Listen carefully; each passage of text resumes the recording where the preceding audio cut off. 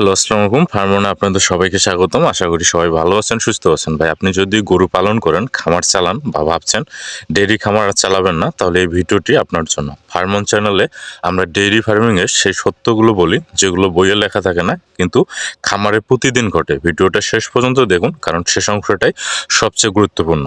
তবে কথা হলো যে খামার ছাড়ার চিন্তা হঠাৎ করে আসে না। এটা কোনো একদিন সকালে ঘুম থেকে উঠে নেওয়ার সিদ্ধান্ত না। এই চিন্তা আসে ধীরে ধীরে, অথবা দুধ কমে গেলে, বাজারের দাম পড়ে গেলে, গরু অসুস্থ হলে, কিস্তির চাপ বাড়লে, বা যখন পরিবার বলতে শুরু করে এত কষ্ট করে লাভ কি। বাইরে থেকে মানুষ ভাবে খামারি বুঝি হঠাৎই খামার বন্ধ করে দিল, কিন্তু ভেতরে ভেতরে সে মানুষটা অনেক আগেই ভেঙে পড়েছিল। ডেইরি ফার্মিং ছাড়ার সিদ্ধান্তের পেছনে শুধু টাকা না, থাকে ক্লান্তি, অপমান, ভয় আর দীর্ঘদিনের না বলা কষ্ট।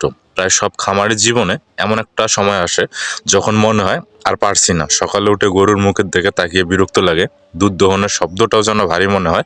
তখন খামারটা স্বপ্ন মনে হয় না, মনে হয় বোঝা। এই জায়গাটাতে এসেই অনেকে আবেগে সিদ্ধান্ত নেয়, গরু বিক্রি করে দেয়, খামার বন্ধ করে দেয়। কিন্তু বাস্তব কথা হলো, এই সিদ্ধান্তটা নেওয়ার আগে নিজের সাথে সৎভাবে কিছু প্রশ্ন করা খুব জরুরি। কারণ ভুল সময়ে খামার ছাড়লে শুধু ব্যবসা না, নিজের আত্মবিশ্বাসও হারিয়ে যায়। প্রথম প্রশ্নটা খুব সোজা কিন্তু কঠিন: আমি কি খামারটাকে ঠিকভাবে বোঝার সুযোগ দিয়েছি? অনেক সময় দেখা যায় মানুষ 2-3 বছর খামার চালিয়ে হাল ছেড়ে দেয়, কিন্তু এই সময়টা আসলে শেখার সময়। এই সময় ভুল হবে, লোকসান হবে, ধাক্কা আসবে, এটাই স্বাভাবিক ভাই। আপনি যদি এই সময়ে খামার ছেড়ে দেন, তাহলে আপনি আসলে ডেইরি ফার্মিং নয়, শেখার প্রক্রিয়াটাকে ছেড়ে দিলেন। প্রশ্নটা তাই এটা না যে লোকসান হয়েছে কিনা, প্রশ্নটা হলো এই লোকসান থেকে আপনি কিছু শিখেছেন কিনা। দ্বিতীয় প্রশ্নটা আরো গভীর: আমার সমস্যাটা কি খামারের নাকি ব্যবস্থাপনার? অনেক খামারই বলে ডেইরি ফার্মিং এর লাভ নাই, কিন্তু একটু খেয়াল করলে দেখা যায় তার খামারে ব্যবস্থাপনা দুর্বল, হিসাব নেই, দুধ বিক্রির পরিকল্পনা নেই। আসলে খামার খারাপ না, চালানোর পদ্ধতিটা খারাপ। কিন্তু মানুষ খামারকেই দোষ দেয়, নিজেকে প্রশ্ন করে না।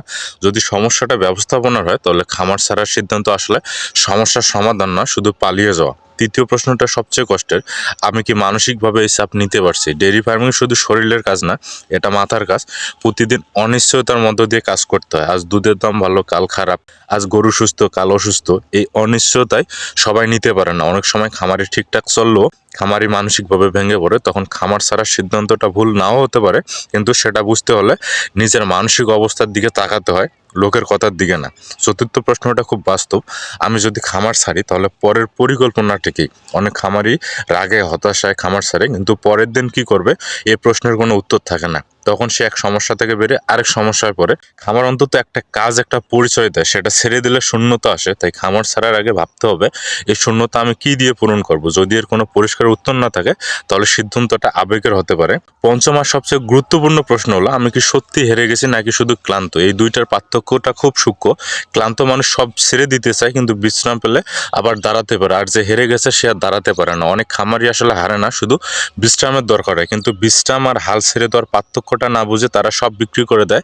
কয়েক মাস পর যখন দেখে অন্য কেউ একই খামারে কাজ করে ঠিকই আছে, তখন আফসোস করে আর একটু সময় দিলে হয়তো আমিও পারতাম। ডেইরি ফার্মিং ছাড়ার সিদ্ধান্তটা খুব নীরব হওয়া দরকার। চিৎকার করে নেওয়ার সিদ্ধান্ত না, কাউকে দেখিয়ে নেওয়ার সিদ্ধান্ত না, এটা নিজের ভিতরে বসে নেওয়ার সিদ্ধান্ত। কারণ খামার একদিন বন্ধ হলে মানুষ ভুলে যাবে, কিন্তু নিজের মনে প্রশ্ন থেকে যাবে, আমি কি ঠিক করেছিলাম? এই প্রশ্নটার উত্তর পরিষ্কার না হলে খামার ছাড়লে শান্তি আসে না। অনেক সময় দেখা যায় যে খামার ছাড়ার আসল কারণ টাকা না, সামাজিক চাপ।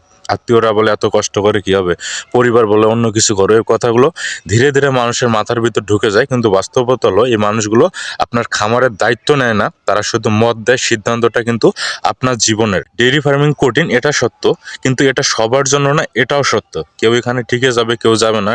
টিকে না যেতে পারাটা লজ্জার কিছু না, কিন্তু না বুঝে ছেড়ে দেওয়াটা পরে কষ্ট দেয়। তাই খামার ছাড়ার আগে নিজেকে সময় দিন, প্রশ্ন করুন, ভাবুন। কারণ কখনো কখনো খামার ছাড়ার সিদ্ধান্ত সঠিক হয়, আবার কখনো কখনো একটু ধৈর্য ধরলে গল্পটা অন্যরকম হতে পারতো। সবশেষে একটা কথাই বলবো, ডেইরি ফার্মিং ছাড়বেন কি ছাড়বেন না, এই সিদ্ধান্তটা চেয়ে সবচেয়ে বড় বিষয় হলো আপনি সিদ্ধান্তটা কেন নিচ্ছেন। যদি আপনি পরিষ্কার মাথায় বাস্তব হিসাব করে নিজের সীমা বুঝে সিদ্ধান্ত নেন, তাহলে যেটাই করুন না কেন সেটা ভুল হবে না। কিন্তু যদি ক্লান্তি, রাগ, অপমান আর হতাশা থেকে সিদ্ধান্ত নেন, তাহলে খামার ছাড়লেও শান্তি পাবেন না। তাই আপনারা যারা খামার ছাড়ার কথা ভাবেন, আপনারা অবশ্যই এই কথাগুলো একটু মাথায় নেবেন। আর আমাদের ফার্মন চ্যানেলটির কথাগুলো যদি আপনাদের ভালো লাগে, আপনারা অবশ্যই চ্যানেলটি সাবস্ক্রাইব করে আমাদের সাথে থাকবেন। সবাই ভালো থাকবেন, সুস্থ থাকবেন। দেখা হবে আগামী ভিডিওতে নতুন কোনো বিষয় নিয়ে। সে পর্যন্ত আল্লাহ হাফেজ।